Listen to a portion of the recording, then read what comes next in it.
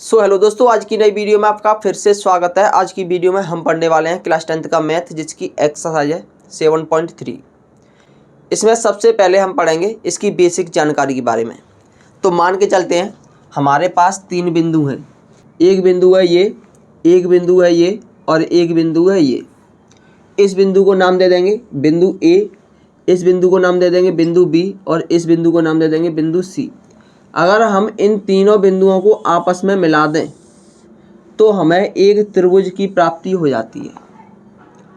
और अगर हम इनको निर्देशांक दे दें, मान के चलेंगे इसके निर्देशांक है x1 और y1, इसके निर्देशांक है x2 और y2 और बिंदु C के निर्देशांक है x3 और y3।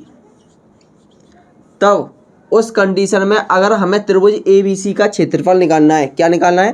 त्रिभुज ABC का क्षेत्रफल। तो यहाँ पर लिखेंगे त्रिभुज ABC का क्षेत्रफल निकालना है। तो उसका फॉर्मूला क्या होगा? इसका फॉर्मूला हो जाएगा 1/2 कोष्टक x1 कोष्टक के अंदर y2 minus y3 plus x2 y3 minus y1 plus x3 y1 minus y2। ये हो जाएगा हमारा फॉर्मूला। त्रिभुज ABC का क्षेत्रफल अगर हमें ज्ञात करना है तो ये हमारा फॉर्मूला हो जाएगा। क्लियर है? अब आप सोच रहे होंगे कि इसको याद कैसे करेंगे। इसको याद करने के लिए सिंपल एक तरीका है कि इन अंकों को हम याद कर लेंगे। 123, 231 और 312। पहला वाला होगा वो x का होगा, यानी कि x1, और शेष दो होंगे वो y के होंगे, यानी कि y2 माइनस कर देंगे बीच में y3 प्लस यहाँ पर पहला वाला होगा वो x का होगा, शेष दो होंगे वो किसके होंगे? y के, यानी कि y3 माइनस y1। इसी प्रकार पहला वाला होगा वो x का होगा और शेष दो होंगे वो किसके होंगे? y के, यानी कि y1 माइनस y2। तो हमें याद क्या करना है? याद करना है हमें 123, 231 और 312। पहला वाला अंक होगा वो x का होगा, शेष दो जो बाकी के होंगे वो y के होंगे। क्लियर है? ये तरीका है हमें याद करने का। अब यहाँ पर एक और कंडीशन बनती है कि अगर हमारे बिंदु ABC एक ही रेखा पर स्थित हैं, मान के चलेंगे ये एक सरल रेखा है, इस पर यहाँ पर बिंदु A स्थित है, यहाँ पर बिंदु B स्थित है और यहाँ पर बिंदु C स्थित है।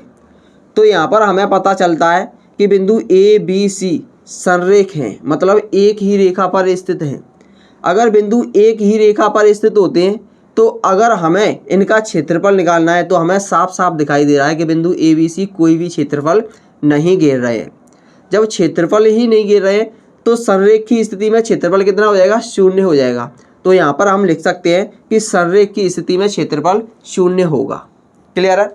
अब चलते हैं इसकी प्रश्नावली की तरफ। तो आइए सॉल्व करते हैं इसके पहले क्वेश्चन को। इसका पहला क्वेश्चन क्या कहता है? इसका पहला क्वेश्चन है उस त्रिभुज का क्षेत्रफल ज्ञात कीजिए जिसके शीर्ष इतने दिए गए हैं। मान के चलेंगे हमें तीन बिंदु दिए गए हैं, बिंदु A, बिंदु B और बिंदु C, जिनके निर्देशांक क्रमशः इतने दिए गए हैं। अगर हम त्रिभुज बनाएं तो ये हमारा एक त्रिभुज बन जाएगा, जहाँ पर एक बिंदु है A, एक बिंदु है B और एक बिंदु है C। बिंदु A के निर्देशांक है हमारे 2 और 3, बिंदु B के निर्देशांक है -1 और 0, बिंदु C के निर्देशांक है 2 और -4। क्लियर है? अब इस त्रिभुज का हमें क्षेत्रफल निकालना है, क्योंकि हमें पता है कि त्रिभुज का क्षेत्रफल क्या होता है।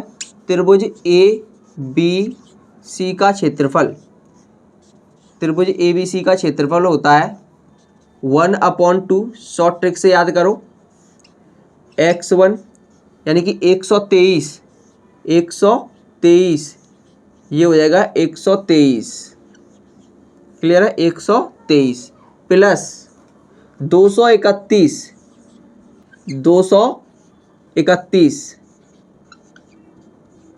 और प्लस 312, 312, ये होता है हमारा फॉर्मूला। क्लियर है। इस फॉर्मूले का प्रयोग करेंगे हम इस त्रिभुज का क्षेत्रफल निकालने में। तो इसका प्रयोग करेंगे तो ये हो जाएगा 1/2। हमें यहाँ पर x1 y1 x2 y2 और x3 y3 के मान की ज़रूरत होगी। तो ये हो जाएगा हमारा x1 y1, b के निर्देशांक हो जाएंगे x2 y2 और c के हो जाएंगे x3 y3। क्लियर है। तो यहाँ पर इन मानों को रखेंगे तो x1 का मान कितना है, x1 का मान है 2, तो यहाँ पर लिखेंगे 2। y2 का मान कितना है, y2 का मान है 0 माइनस y3 का मान है -4, इस माइनस से ये हो जाएगा +4 प्लस x2, x2 का मान कितना है, x2 का मान है -1, तो यहाँ पर लिख देंगे -1 कोष्टक y3 का मान -4 माइनस y1 का मान, y1 का मान है 3, तो यहाँ पर लिख देंगे 3 प्लस x3, x3 का मान कितना है 2, तो यहाँ पर लिखेंगे 2 y1 का मान कितना है 3 माइनस y2 का मान कितना है 0। क्लियर है। अब इसे सॉल्व करेंगे तो ये हो जाएगा 1/2 2 और यहाँ पर कितना बचेगा 4 प्लस ये हो जाएगा -1 और यहाँ पर -4 और -3 -7 हो जाएंगे प्लस 2 और 3 में से 0 गया तो कितना बचेगा 3। अगर इसे सॉल्व करेंगे तो ये हो जाएगा 1/2 2 का 4 में मल्टीप्लाई करेंगे तो ये हो जाएगा 8, माइनस से माइनस हो जाएगा प्लस, 1 का 7 में मल्टीप्लाई करेंगे तो ये हो जाएगा 7 और 2 का 3 में मल्टीप्लाई करेंगे तो ये हो जाएगा 6। क्लियर है। अब इनको जोड़ देंगे, अगर हम इनको जोड़ दें तो ये हो जाएगा 1/2 8 और 7 कितने हो जाएंगे 15, 15 और 6 21, तो यहाँ पर लिख देंगे 21। इसको हम इस प्रकार भी लिख सकते हैं 21/2 वर्ग मात्रक। अगर कोई मात्रक दिया है तो मात्रक लिख सकते हैं, नहीं दिया है तो केवल मात्रक लिख देंगे। क्लियर है। वर्ग इसलिए लगा दिया है क्योंकि ये क्या है, एक क्षेत्रफल है और क्षेत्रफल का मात्रक क्या होता है, वर्ग मात्रक होता है। क्लियर है। तो ये हो जाएगा इसका आंसर। इसी प्रकार अगर हमें दूसरा सॉल्व करना है इसका तो फॉर्मूला यही लगेगा। तो यहाँ पर देखेंगे ये हो जाएगा x1 का मान, ये y1 का मान, ये हो जाएगा x2 का मान, ये y2 का मान, और ये हो जाएगा x3 का मान, और ये हो जाएगा y3 का मान। अगर हम इसका भी चित्र बनाएं तो इसका चित्र इस प्रकार का बनेगा। ये हो जाएगा a, ये b, ये c। बिंदु a के निर्देशांक कितने हैं, -5 -1, -5, -1। बिंदु b के निर्देशांक, बिंदु b के निर्देशांक है 3 और -5, और बिंदु c के निर्देशांक है 5 और 2। कितना है, 5 और 2। तो त्रिभुज ABC का क्षेत्रफल निकालना है हमें, तो त्रिभुज ABC के क्षेत्रफल में मान रखेंगे तो लिखेंगे त्रिभुज ABC का क्षेत्रफल। सबसे पहले हम फॉर्मूला भी लिख सकते हैं 1/2 123 प्लस 231 प्लस 312, ये हो जाता है हमारा फॉर्मूला। क्लियर है। इस फॉर्मूले में अगर हम मान रखेंगे तो ये हो जाएगा 1/2 x1 का मान कितना है, -5, तो यहाँ पर लिखेंगे -5। y2 का मान कितना है, y2 का मान -5 माइनस y3 का मान, y3 का मान 2 प्लस x2 का मान, x2 का मान है 3, y3 का मान, y3 का मान 2 माइनस y1 का मान, y1 का मान -1, तो माइनस से हो जाएगा ये +1 प्लस x3, x3 का मान कितना है, x3 का मान है 5, y1 का मान है -1 माइनस y2 का मान है -5, तो माइनस से ये प्लस हो जाएगा। क्लियर है। अब इसको सॉल्व करेंगे तो ये हो जाएगा 1/2 -5 अपनी जगह पर रहेगा। -5 और -2 कितने हो जाएंगे, -7 प्लस 3, 2 और 1 कितने हो जाएंगे, 3, तो यहाँ पर लिखेंगे 3 प्लस 5 -1 और +5 कितने हो जाएंगे, +4।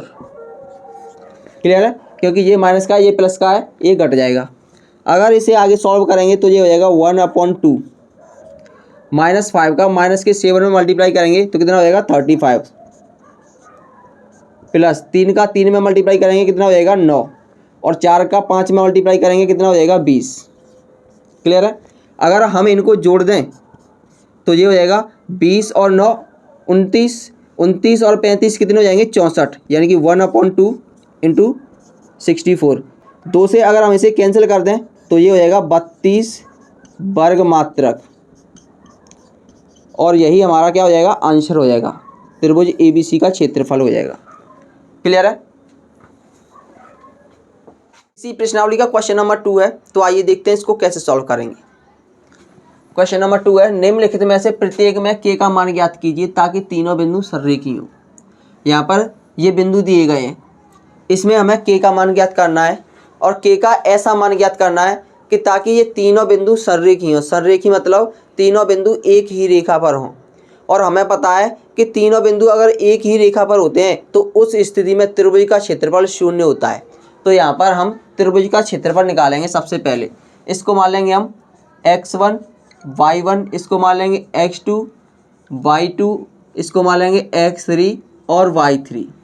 तो त्रिभुज ABC का क्षेत्रफल क्या होता है, त्रिभुज ABC का क्षेत्रफल, त्रिभुज ABC का क्षेत्रफल क्या होता है, त्रिभुज ABC का क्षेत्रफल होता है 1/2 कोष्टक 123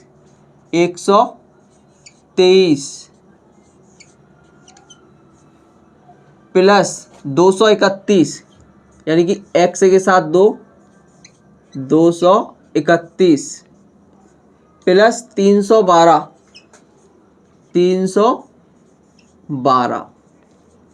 क्लियर है। ये हो जाएगा हमारा फॉर्मूला। अगर इस फॉर्मूले में हम मान रखेंगे तो ये हो जाएगा, क्योंकि संरेखीय स्थिति में क्षेत्रफल कितना होता है, 0 होता है, तो यहाँ पर लिख देंगे 0। 1/2 x1 का मान रखेंगे 7, y2 का मान कितना है 1, माइनस y3 का मान कितना है y3 का मान है k, प्लस x2 का मान कितना है 5, तो यहाँ पर लिख देंगे 5। y3 का मान है k, तो यहाँ पर लिख देंगे k, माइनस y1 का मान कितना है -2, तो माइनस से हो जाएगा ये +2, प्लस x3 का मान 3, y1 का मान है -2, तो यहाँ पर लिखेंगे -2, माइनस y2 का मान है 1। क्लियर है। अब ये हो जाएगा 0 = 1/2 7 1 - k प्लस 5 k + 2 प्लस 3 -2 और -1 कितने हो जाएंगे, -3।